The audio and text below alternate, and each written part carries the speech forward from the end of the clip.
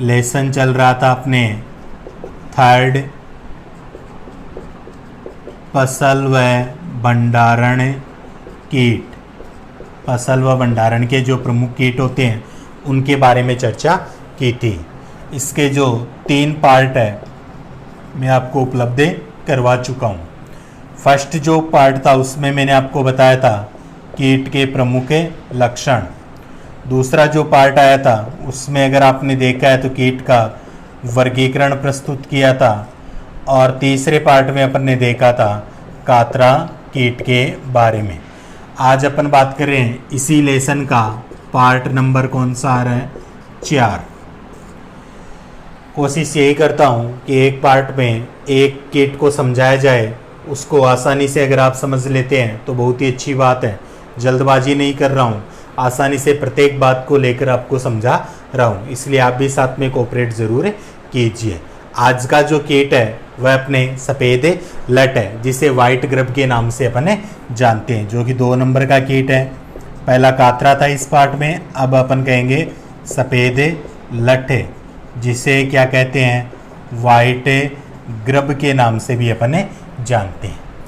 अब देखिए सफ़ेद लट जो है वाइट ग्रब, यह सफ़ेद लट है। लट क्या होती है, एक अवस्था होती है। लट क्या होती है, इसकी एक अवस्था होती है, वह सफ़ेद रंग की होती है, इसलिए इसे सफ़ेद लट कहा जाता है। तो कोई भी कीट होता है उसकी 2-3 बातें अपने को ध्यान होनी चाहिए। एक तो उसका जो वैज्ञानिक नाम होता है वह अपने को पता होना चाहिए, एक जो उसका प्रमुख गण होता है वह पता होना चाहिए, और एक क्या होता है, इसका कुल होता है। इन तीनों के बारे में पता होना चाहिए। अब वैज्ञानिक नाम सब जानते हैं, वैज्ञानिक नाम क्या होता है, वैज्ञानिक नाम है साइंटिस्ट के द्वारा दिया गया ऐसा नाम होता है जिस नाम से अपन देखते हैं कि वह जीव पूरे विश्व में जाना जाता है। वैज्ञानिक नाम जब भी दिए जाते हैं 2 पदों में होते हैं, एक तो होता है उसका वंश और एक होता है उसकी जाति को प्रदर्शित करते हैं। तो इसका जो वैज्ञानिक नाम होता है होलोट्रिकिया कॉन्सेनगुनिया होता है। होलोट्रिकिया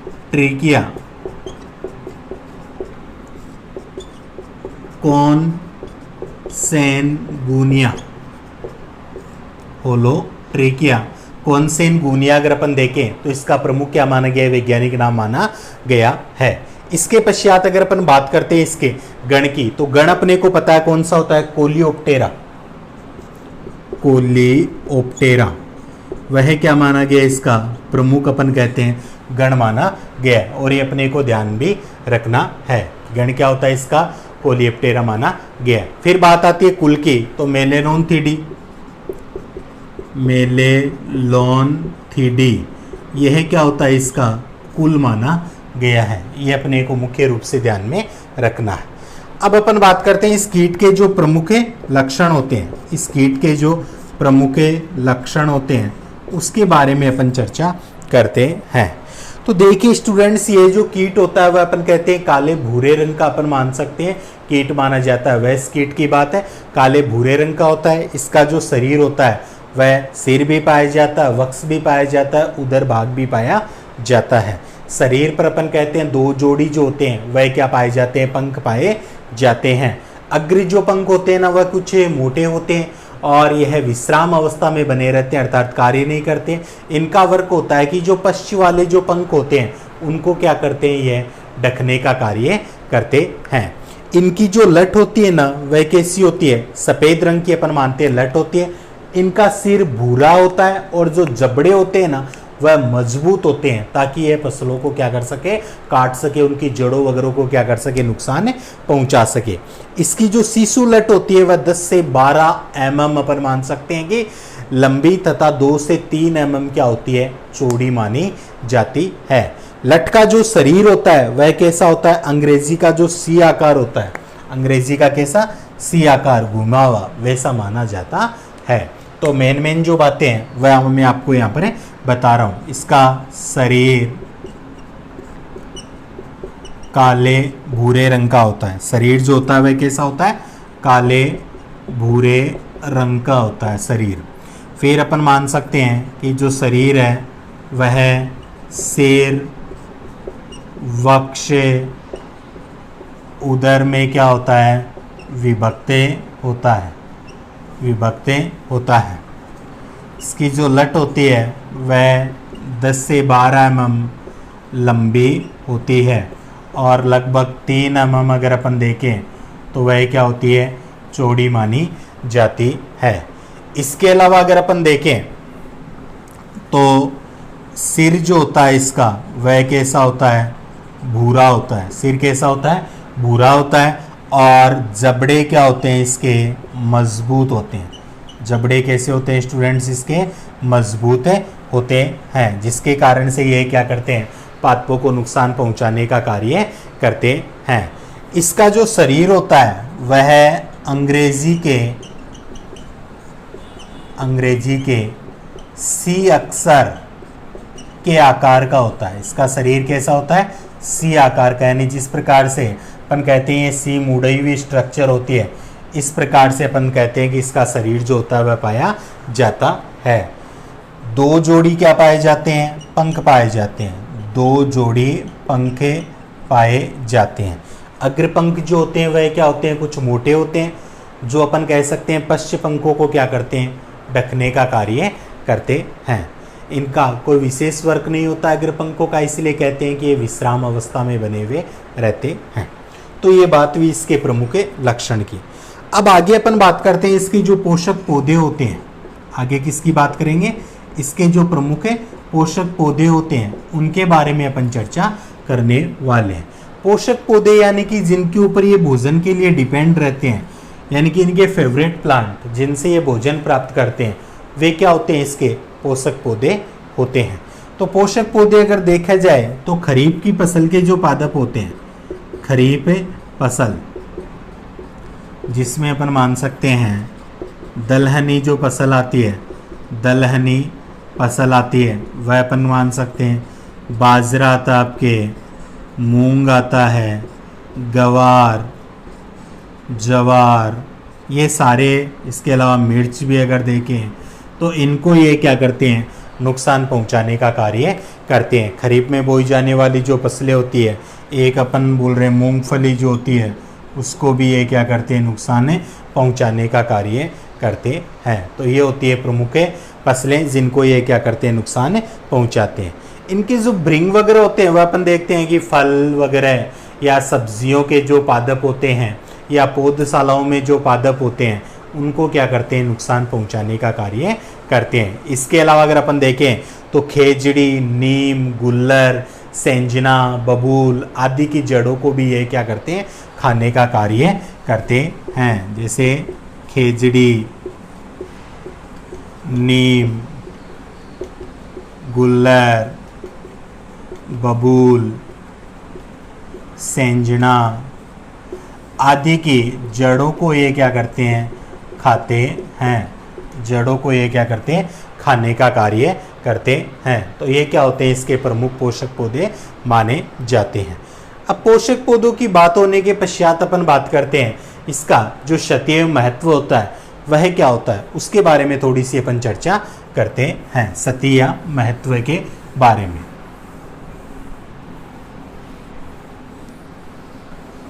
देखिए स्टूडेंट, क्षतीय महत्व का मतलब क्या होता है कि यानी किस प्रकार से ये क्या करते हैं, पादपों को नुकसान पहुंचाने का कार्य करते हैं, उसे अपन क्या कहते हैं, क्षतीय महत्व के नाम से जानते हैं। तो क्षति व महत्व, तो यह जो कीट होता है ना, यह क्या है, एक भूमिगत कीट होता है। यह कीट जो है वह क्या है, एक भूमिगत कीट है। यह भूमि में रहते हुए अपन मान सकते हैं कि विभिन्न प्रकार के फल, सब्जियों, पौधशालाओं आदि को यह क्या करता है, नुकसान पहुंचाने का कार्य करता है। यह क्या करता है, उनकी जड़ों को खाता है। यह क्या करता है, उनकी जड़ों को खाता है, जिससे पौधा क्या हो जाता है, कमज़ोर हो जाता है और जल्दी से टूट भी जाता है, नष्ट हो जाता है। हाथ से पकड़े तो भी वह क्या होता है, उखड़ कर हाथ में आ जाता है। तो ये मुख्य रूप से इसका क्षति अगर अपन देखते हैं तो ये पाई जाती है। इसकी जो सीसु गिडार होती है ना, वह सर्वप्रथम क्या करती है, जो सड़े गले जो पादप होते हैं उनको क्या करती है, खाने का कार्य करती है। सड़े गले पादपों खाना प्रारंभ करती है, लेकिन इसके पश्चात ये क्या करती है, जब थोड़ी बड़ी हो जाती है तो यह जड़ों को खाना भी क्या करती है, प्रारंभ कर देती है। ये इसकी प्रमुख विशेषता अपने को देखने को मिलती है। इसकी जड़ें जो होती है ना, क्षति पहुंचाने से अपन मान सकते हैं, जड़ों को क्षति पहुंचाने से जो पौधा होगा ना वह पीला पड़ जाएगा, और पीला पड़कर अपन कहेंगे कि आसानी से क्या हो सकता है, उखड़ने लगता है। हाथ से खींचने पर भी अपन मानेंगे पौधा जो होता है वह क्या हो जाता है, उखड़े जाता है। इस कीट का जब प्रकोप अधिक हो जाता है ना खेतों में, तो अपन मान सकते हैं पूरी फसल को यह क्या कर सकता है, नष्ट कर सकता है। इतना भयंकर प्रकोप अपन इस कीट का मान सकते हैं। यह जो जखड़ा या जो अपस्थानिक जड़ें होती है ना वाली फसलों की अपेक्षा अगर देखा जाए तो मूसला जड़ वाली जो फसलें होती हैं द्विबीजपत्री पादपों में, उनको क्या करता है, यह अधिक प्रभावित करता है। मूसला जड़े वाली जो फसलें होती है ना, उनको क्या करता है, ये अधिक प्रभावित करने का कार्य करता है। यही कारण अगर अपन देखें मुख्य रूप से, इसी कारण अपन मानते हैं कि चाहे मूंगफली व मिर्च में बाजरा व ज्वार की अपेक्षा अपन कहेंगे कि अधिक नुकसान होता है, क्योंकि मूंगफली मिर्च वगैरह में अपने को पता है कौन सी जड़ पाई जाती है, मूसला जड़ पाई जाती है, तो उनको ये क्या करता है, नुकसान पहुंचाता है। सफेद लट जो होती है विभिन्न फसलों को अपन कह सकते हैं कि लगभग कम से कम भी अगर देखा जाए तो 20% तक हानि तो जरूर पहुंचाती है, और अधिकतम अपन मान सकते हैं फसलों को 100% तक ये क्या करती है, नष्ट करने का कार्य भी करती है। फसलों को सर्वाधिक अगर अपन देखें, सर्वाधिक अगर देखें तो इस लट की जो तृतीय अवस्था जो आती है, लट की तृतीय अवस्था जो आती है उसके द्वारा नुकसान पहुंचाया जाता है, और वह लगभग अपन माने तो जुलाई लास्ट या अगस्त प्रथम में नुकसान पहुंचाया जाता है। इसलिए इसे अगस्त माह में अपन कह सकते हैं कि इसका प्रकोप ज्यादा होता है, और वहां पर ये क्या करते हैं, नुकसान पहुंचाते हैं, क्योंकि इस समय यह लट क्या होती है, पूर्ण विकसित हो जाती है। अगस्त माह में अगर अपन देखें तो लट क्या होती है, पूर्ण विकसित हो जाती है। और इस लट के समान जो भृंग की बहुबक्षी होते हैं, इससे लट की भांति भृंग भी क्या होते हैं, बहुबक्षी होते हैं। फल वृक्षों में बेर जो होते हैं वह इस कीट के भृंगों का क्या होता है, सर्वप्रिय अपन मान सकते हैं कि पोषी पौधा माना जाता है। तो ये क्षति या महत्व अपन देखते हैं इसके। तो भूमिगत जो कीट होता है यह क्या करता है, फल सब्जियों या अपन कहते हैं पौधशाला या नर्सरी के पादपों की जड़ों को खाता है, पादपों की जड़ों को क्या खाता है। इसके अलावा अगर अपन देखें तो ये क्या करता है, जड़ें खाने से पौधा सूख कर कैसा हो जाता है, पीला हो जाता है, पीला हो जाता है, और हाथ से उखड़े जाता है। अपन देखते हैं हाथ से भी अपन क्या करते हैं, इसको उखड़े जाता है।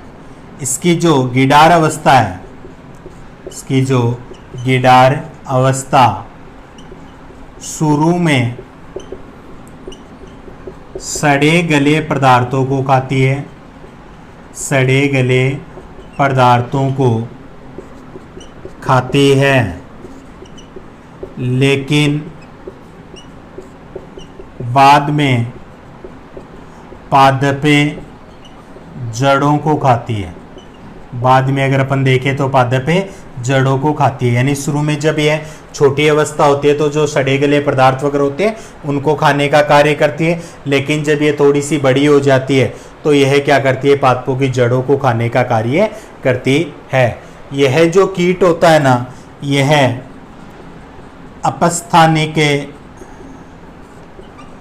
जड़ों की अपेक्षा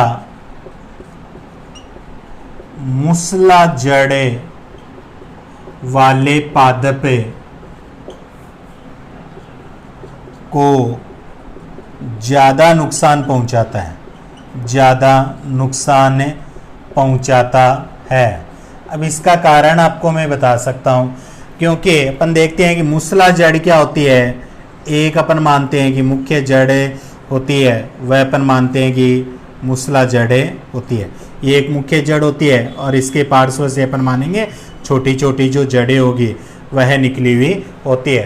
तो ये अपन मानेंगे कि इसका जो एरिया वगैरह अपन कह सकते हैं कि व्यास वगैरह होता है वह कम होता है, जिसके कारण से इनका समूह जो होता है वह जड़ को क्या कर सकता है, नुकसान पहुंचा सकता है। जबकि अपन जो अपस्थानिक जड़ें होती है ना, वह क्या होती है, इस प्रकार से चारों तरफ क्या होती है, फैली हुई रहती है, जिसके कारण से ज़्यादा कीटों की आवश्यकता होती है पूरे पादप को नुकसान पहुंचाने के लिए, क्योंकि एरिया यहाँ पर क्या हो जाता है, बढ़ जाता है। इसलिए ये अपस्थानिक जड़ों को तो कम नुकसान पहुंचाते हैं और ज़्यादा नुकसान किसे पहुंचाएंगे, मूसला जड़ों को नुकसान पहुंचाते हैं। इसीलिए अपन देखते हैं कि मूंगफली, दलहनी पादप, मिर्च आदि को ये क्या करते हैं, ज़्यादा नुकसान पहुंचाने का कार्य करते हैं, क्योंकि उनमें कौन सी जड़ पाई जाती है, मूसला जड़ पाई जाती है। सफ़ेद लट जो होती है वह विभिन्न फसलों को अगर अपन देखें तो मिनिमम अगर देखें तो 20% नुकसान तो पहुंचाती है कम से कम, और प्रकोप ज़्यादा होना तो यह 100% तक भी अपन कह सकते हैं नुकसान पहुंचाती है। मिनिमम 20% नुकसान तो पहुंचाती है, और अगर प्रकोप ज़्यादा हो तो 100% तक भी अपन मान सकते हैं कि नुकसान पहुंचाती है। फसलों की जो सर्वाधिक क्षति होती है ना, वह इसकी जो तृतीय अवस्था, कीट की जो तृतीय अवस्था में सर्वाधिक क्षति पहुंचाती है। और जो इसकी तृतीय अवस्था होती है ना, वह देखने को मिलती है लगभग अपन देखें तो इसका जो अगस्त माह जो आता है अपने, उस समय अपन मान सकते हैं कि यह एक तरह से परिपक्व अवस्था है, या इसकी जो तृतीय अवस्था होती है उसमें पहुंचे जाती है। इस समय यह क्या करती है, सर्वाधिक नुकसान पहुंचाने का कार्य करती है। तो ये जो प्रमुख बातें हैं सती व महत्व की, वह अपने को पता होनी चाहिए। तो भूमिगत कीट है, भूमि में रहता है, भूमि में रहते हुए फल, सब्जियों, नर्सरी के पादपों वगैरह की जड़ों को खाने का कार्य करता है। जड़ें खाने से पौधा जो होता है वह सूखकर पीला हो जाता है, हाथ से उखड़ जाता है। गिडार अवस्था शुरू में सड़े गले पदार्थों को खाती है, लेकिन बाद में अपन कहते हैं पादप जड़ों को खाने का कार्य करती है। अपस्थानिक जड़ों की अपेक्षा मूसला जड़ वाले पादप को ज़्यादा नुकसान पहुंचाया जाता है। मूंगफली, दलहनी पादप, मिर्च, इनमें क्या होती है, मूसला जड़ पाई जाती है, इसलिए इनको ज़्यादा नुकसान पहुंचाएंगे। और मिनिमम भी अगर देखें तो ये किसी पादप को 20% तो जरूर नुकसान पहुंचाएंगे फसलों को, और ज़्यादा प्रकोप हो तो 100% तक भी नुकसान पहुंचा सकते हैं। तृतीय अवस्था जो होती है इसकी, जो अगस्त माह में अपन मान सकते हैं पूर्ण परिपक्व है, तो उस समय ये क्या होते हैं, सर्वाधिक क्षति पहुंचाने का कार्य करते हैं। तो ये थे इसकी सती या महत्व है। अगला टॉपिक जो है वह आता है इसके जीवन चक्र के बारे में। अगला टॉपिक क्या आएगा स्टूडेंट्स, इसके जीवन चक्र के बारे में अपन बातचीत करते हैं कि इसका जीवन चक्र कैसा होता है।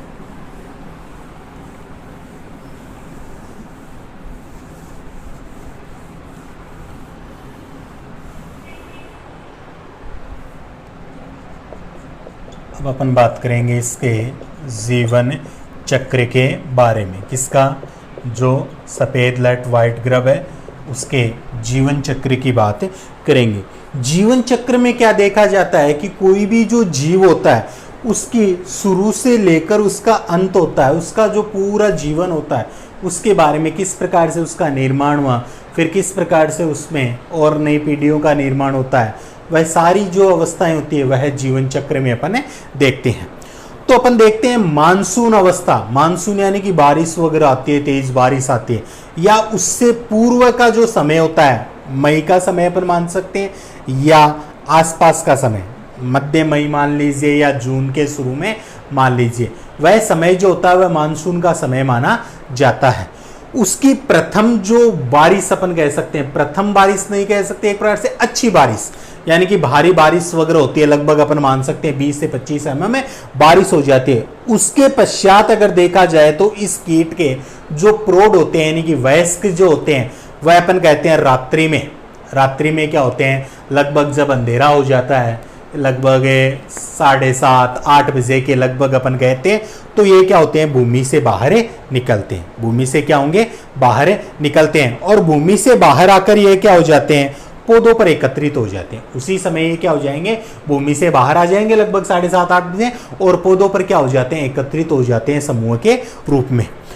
मध्य मई से अगर देखें पूर्व, मध्य मई से पहले किसी भी बरसात में ये भूमि से बाहर नहीं आते हैं, यानी कि इनका भी एक निश्चित समय माना गया है कि मानसून जब आता है उसके आसपास की जो ऋतु होती है उसी में यह क्या होते हैं, बाहर आते हैं। इसके अलावा चाहे किसी मौसम में बारिश हो जाओ, यह बाहर नहीं आते हैं, क्योंकि उस समय अपन देख सकते हैं कि इनमें जो लैंगिक दृष्टि से ये क्या होते हैं, परिपक्व नहीं होते हैं, क्योंकि उस समय जो अवस्था होती है उसमें ये लैंगिक दृष्टि से पूर्ण परिपक्व नहीं माने जाते हैं। सबसे पहले ये भूमि से क्या करते हैं, मादा जो भृंग होते हैं वह निकलकर नर जो भृंग होते हैं उसको मैथुन क्रिया के लिए अपनी ओर क्या करते हैं, आकर्षित करते हैं। इनमें सबसे पहले अपन कहेंगे जो मादा भृंग जो होते हैं वह भूमि से निकलकर नर जो भृंग होता है उसको मैथुन या जनन क्रिया के लिए क्या करते हैं, अपनी ओर आकर्षित करने का कार्य करते हैं। मादा भृंग जो होती है वह 2 से 3 दिन में अपन कह सकते हैं मिट्टी में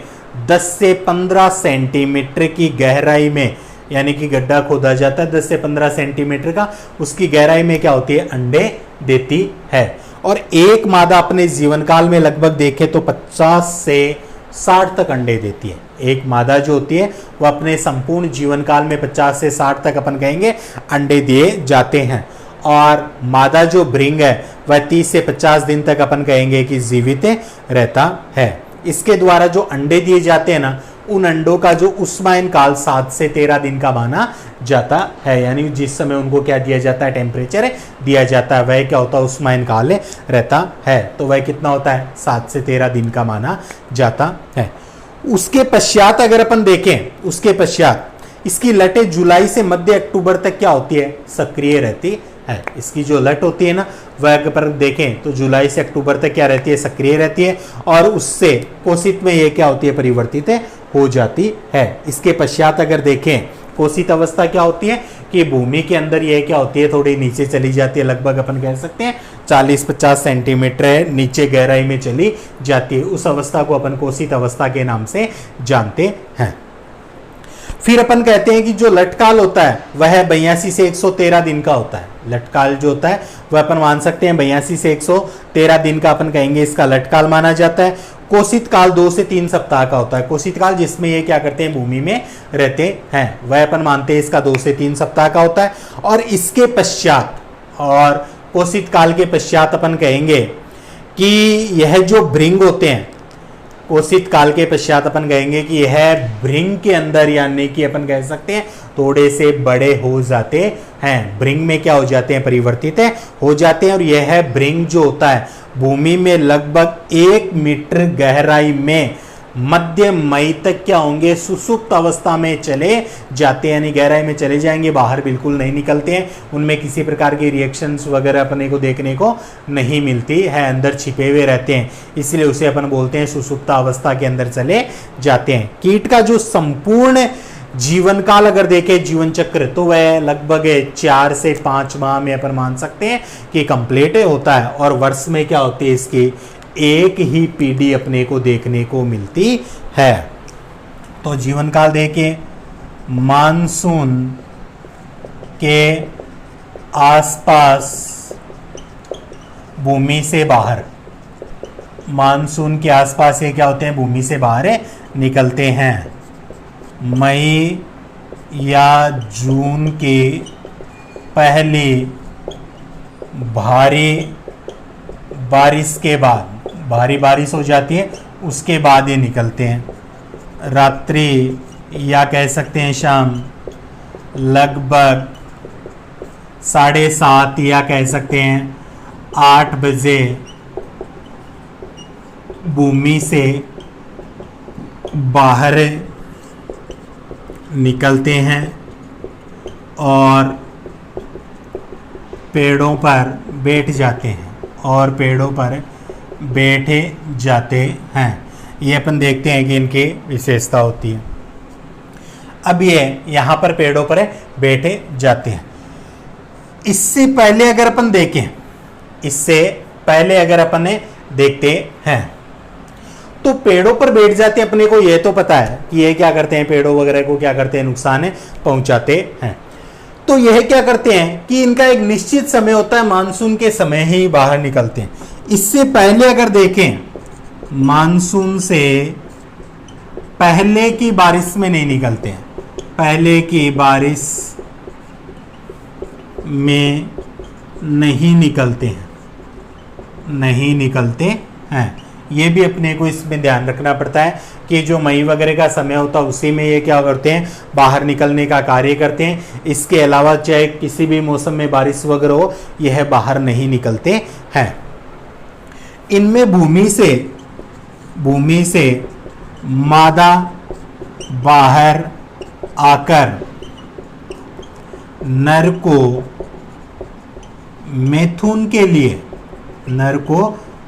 के लिए आकर्षित करती है। नर को क्या करती है, मैथुन के लिए आकर्षित करती है। यानी सबसे पहले अपन कहेंगे भूमि से, अपन कहेंगे कि मादा जो कीट होता है वो बाहर आता है और नर को क्या करता है, मैथुन क्रिया के लिए आकर्षित करता है। मादा भृंग जो होता है वह अपन कहेंगे मैथुन के पश्चात 2-3 दिन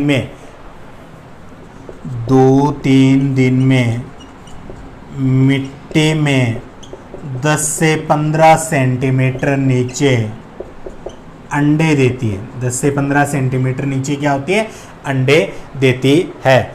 और यह अपन देखते हैं कि एक मादा अपने जीवन काल में 50 से 60 तक अंडे देती है। जीवन काल में 50 से 60 तक अपन कहते हैं कि जो अंडे होते हैं वह दिए जाते हैं। इन अंडों का जो उष्मायन काल, अंडों का उष्मायन काल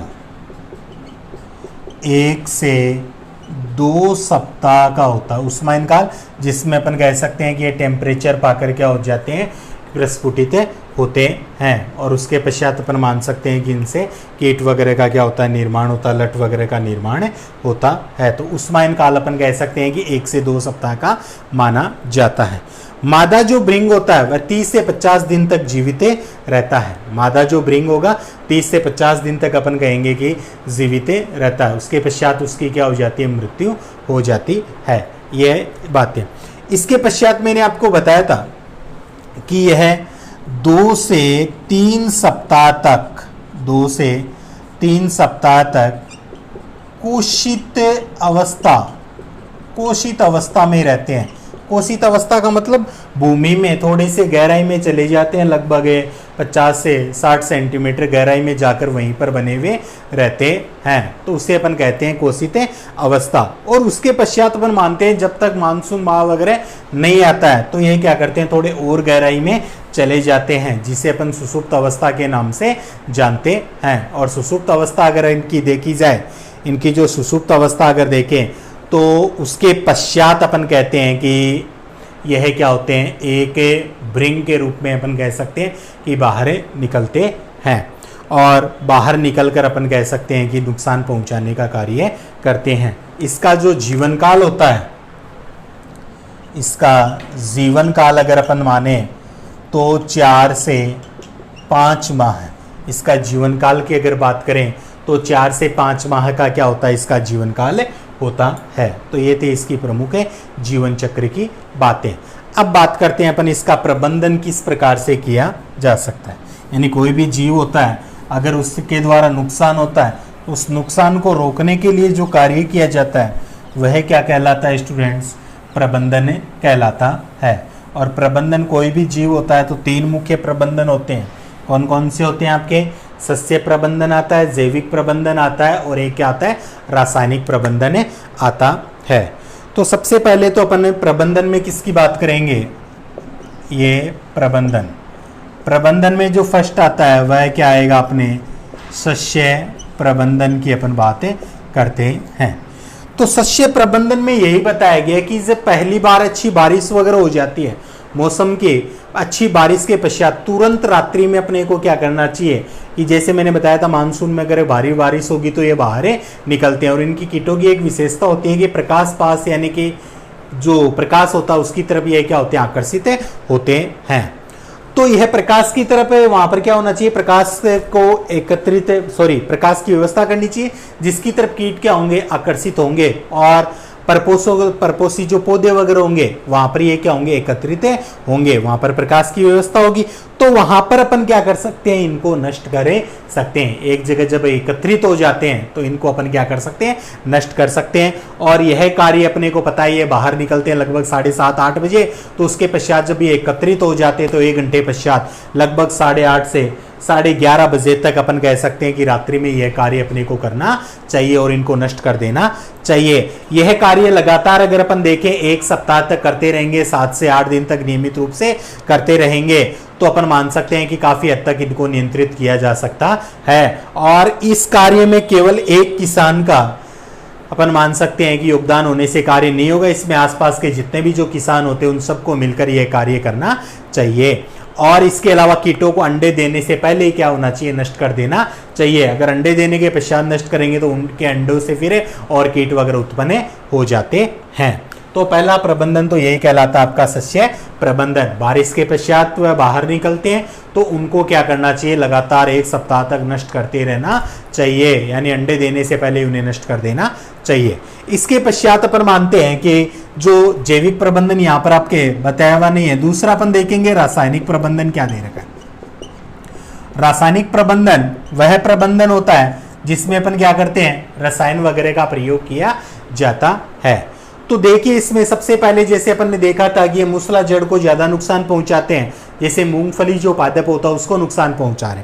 तो मूंगफली की अगर अपन बुआई करें ना, तो बुआई करते समय 80 किलो बीज को 2 लीटर क्लोरपायरीफोस,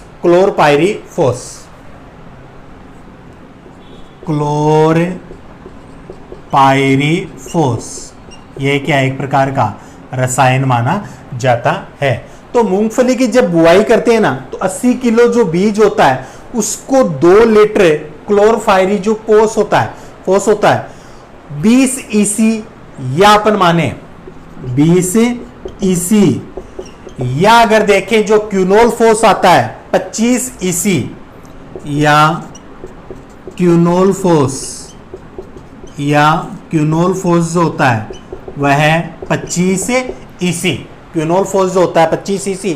कीटनाशी से क्या करना चाहिए, अपने को उपचार करना चाहिए। किस फसल की बात की जा रही है, मूंगफली की। मूंगफली के बीज बोए जाए तो अपने को किससे उपचार करना चाहिए, क्लोरपायरीफोस 20 ईसी, या अपन मान सकते हैं क्यूनोल फोस 25 ईसी से अपने को क्या करना चाहिए, इसका उपचार करना चाहिए। और इसके पश्चात अपन कह सकते हैं वर्षा ऋतु के बाद दिन में खेतों में जो बेर, खेजड़ी वगैरह होती है, सेंजना आदि वृक्षों पर 4 ग्राम अपन कह सकते हैं कार्बेरिल, 4 ग्राम कार्बेरिल, 4 ग्राम अपन कह सकते हैं कार्बेरिल को क्या कर सकते हैं, या अपन मान सकते हैं कार्बेरिल, या 1.25 ml मोनोक्रोटोफोस,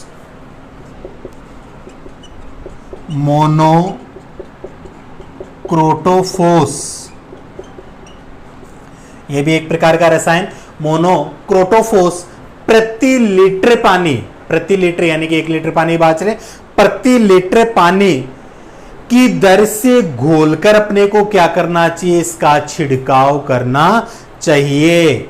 इस तरह से अपन कहेंगे कि कीटनाशक वगैरह का छिड़काव करते रहने से ये क्या होंगे, उनको नुकसान वगैरह नहीं पहुंचा पाएंगे पादपों को, और कीट क्या होंगे, नष्ट होंगे। इसके अलावा अगर देखें तो जो लट वगैरह का प्रकोप ज्यादा होता है फसलों में, तो उसकी रोकथाम के लिए मुख्य रूप से 10% जो फोरेट 10% कण या क्यूनोलफोस 5%, फोरेट 10% कण या अपन माने क्यूनोलफोस 10%, या क्या जो क्यूनोलफोस होता है 10% अपन कह सकते हैं कि कण, या क्यूनोलफोस से 5% कण, या अपन कह सकते हैं जो कार्बोफ्यूरॉन आता है 3%, कार्बोफ्यूरॉन 3% कण, या तो फोरेट 10% कण, क्यूनोलफोस 10% कण, या अपन कह सकते हैं 5% कण, कार्बोफ्यूरॉन जो होता है 30% जो कण। का 20 से 25 किलो प्रति हेक्टेयर की दर से बुआई करते समय क्या कर देना चाहिए, छिड़काव कर देना चाहिए। कतारों में उड़ देना चाहिए, जो कतारें होती है उनमें उनको बिखेर देना चाहिए, छिड़काव कर देना चाहिए। उससे भी अपन मान सकते हैं कुछ रोकथाम हो सकता है। और इसके अलावा जो खड़ी फसल में अपन मान सकते हैं फसल बड़ी हो जाती है, खड़ी फसल में अगर नियंत्रण करना हो तो 4 लीटर क्लोरपाइरीफॉस, 4 लीटर क्लोरपाइरीफॉस खड़ी फसल के अंदर अगर अपन देखें तो 4 लीटर क्या है, क्लोरपाइरी जो फोस है 20 ईसी प्रति हेक्टेयर, 20 ईसी प्रति हेक्टेयर की दर से, प्रति हेक्टेयर की दर से सिंचाई के पानी के साथ अपने को देना चाहिए। ये बातें मुख्य रूप से अपने को ध्यान रखनी है। पहला तो क्लोरपाइरीफॉस 20 सीसी है, क्यूनोलपोस 25 सीसी का उपयोग। दूसरा 4 ग्राम कार्बेरिल या 1.25 ml मोनोक्रोटोफॉस का उपयोग, या फोरेट 10% कण, या क्यूनोलपोस 10% कण या 5%, या कार्बोफ्यूरॉन 3% कण। या अपन मान सकते हैं खड़ी फसल वगैरह हो जाती है तो 5 लीटर क्लोरपाइरीफॉस ये 20 सीसी प्रति हेक्टेयर की दर से सिंचाई के साथ देना चाहिए। इससे अपन क्या कर सकते हैं, इस कीट का प्रबंधन कर सकते हैं। तो आज के क्लास यही समाप्त होती है। इस कीट के बारे में पूरा आपको बता दिया गया है। इसके नोट्स वगैरह आपके लिखे हुए हैं, जो पहले मैंने वीडियो उपलब्ध करवाए थे, अगर उसमें लिखे हुए तो दोबारा आपको लिखने की आवश्यकता नहीं है। और नहीं लिखे हुए हैं तो आप पहले वाले वीडियो से लिख सकते हो या इससे भी आप लिख सकते हो। वीडियो देखने के लिए धन्यवाद। मिलते हैं अगले वीडियो में एक नए टॉपिक के साथ। तब तक के लिए जय हिंद, जय भारत।